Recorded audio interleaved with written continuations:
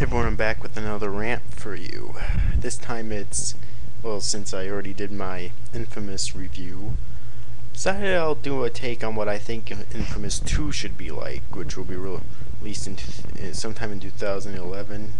Yes, I know this because I saw E3 and well, unfortunately I couldn't go, so I couldn't, play the game, and I mean, in an interview, Bruce Oberg, who's the co-founder and lead programmer of Sucker Punch Productions, even said that I think it was Gamescom or maybe somewhere else, somewhere besides E3, they even allowed people to play levels of inFAMOUS 2. So but anyways, though,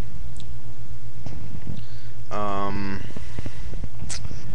give me my little take on what inFAMOUS 2 should be like. So I already know some of what it's going to be like because I saw quite a few interviews of Bruce Oberg and some others at Sucker Punch talking about the game.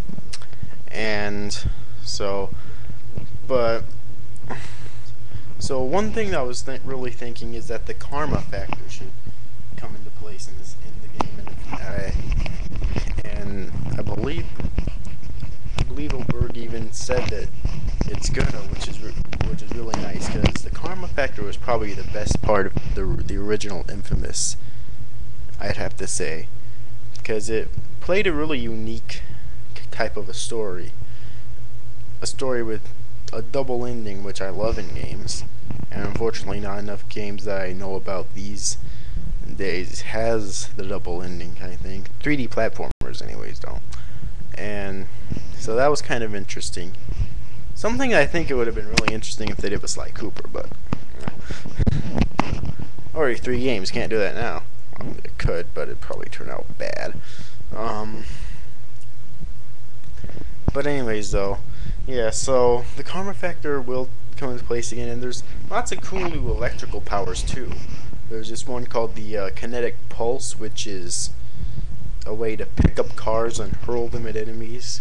Of course, that'd probably be an evil action, so as you destroy other people's cars, plus they could land on other people and kill, or explode near other people and kill them too. So if you're working to go good for some reason, then let's see the ending.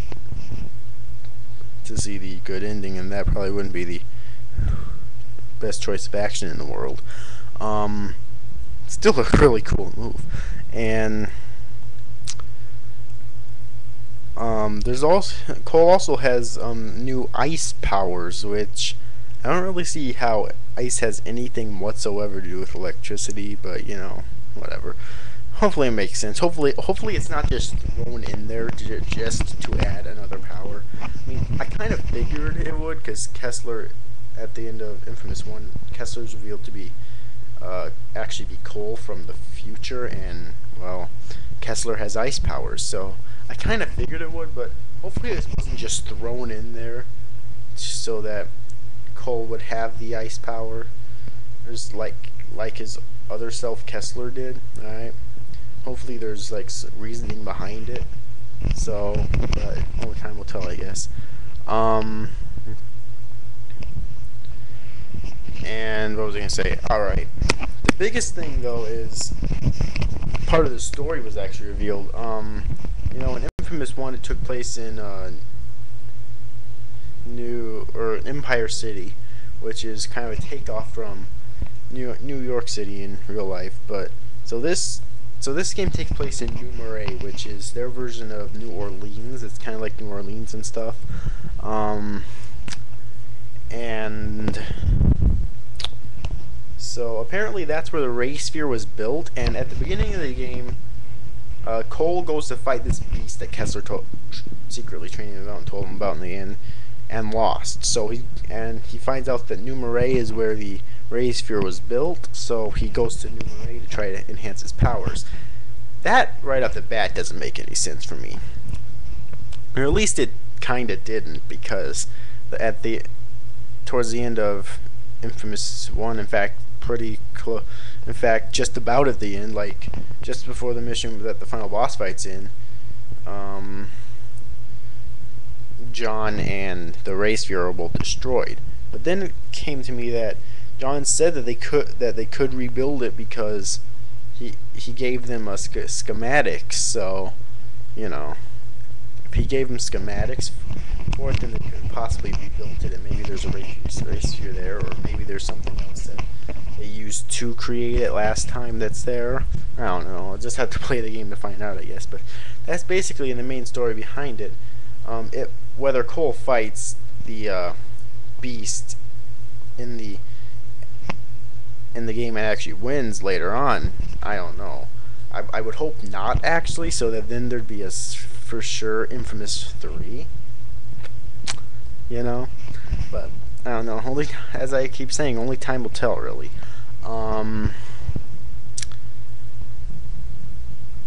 So yeah, and I can't wait to see all the other new powers they have. I mean, the Kinetic Pulse already is kind of cool, but can't wait to see the other new powers they have. And a few things that I didn't really give about Infamous 1. First off, Sasha. All right, the boss Sasha. After you fight her, some group of men who we suspect is the First Sons, and I think later actually learn that it was the First Sons, carries her off.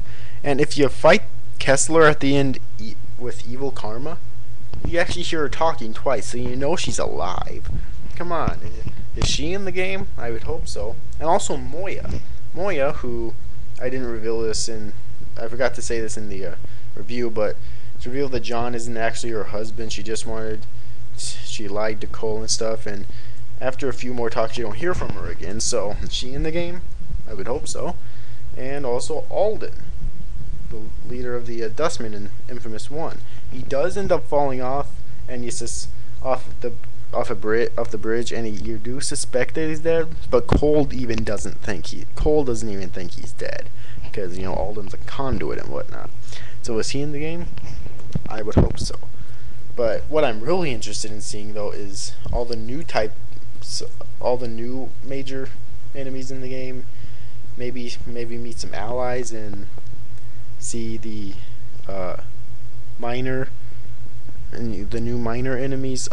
There's these guys that Russoberg revealed, which is called the Corrupted, and there's this superpower version of it, which I don't remember what its name is, but what he called it. But these people of New Marais are called enemies of New Marais are called the Corrupted, which sounds pretty cool already, But yeah, I don't really think there's much more for you to say about this. Anyways, Infamous 2 is looking really good. They changed Cole's voice actor, and first off, they gave him hair at first, which a lot of fans actually complained about. Because the reason why they changed him up a little bit is because the media said they didn't like Cole as a character, which I don't see why. So they decided to experiment with it a little bit, but then they found out that the actual fans of the game was more invested in the original Cole. So see, Sucker Punch likes to listen to their fans, which is why they're my favorite company ever. I mean, they really like to listen to their fans and stuff. Yeah. So, and about the voice actor, he changes the voice actor.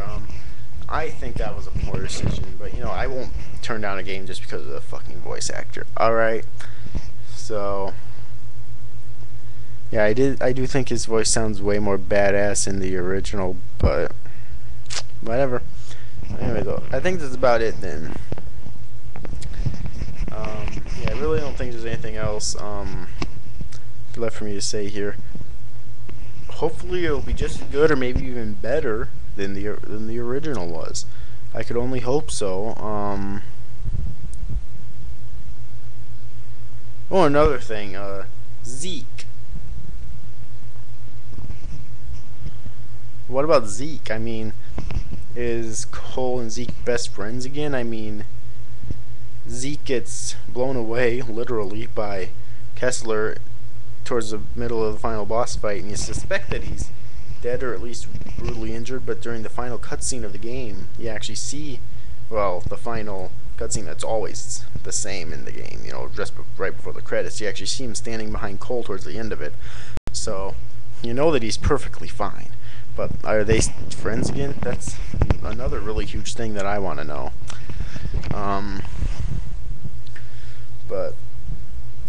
Also, it'd be kind of cool if the Reapers, Dustman, and First Sons are in the game again. I mean, you know, obviously they have to have other enemies too, but it'd be kind of cool if they were in the game again. Alright, but anyways, though, I think that's about it here. Yeah, so Infamous 2 will be released exclusively for the PS3 sometime in 2011. So, yeah, thanks for listening to my rants. See you after, guys. Thanks for watching. Bye-bye.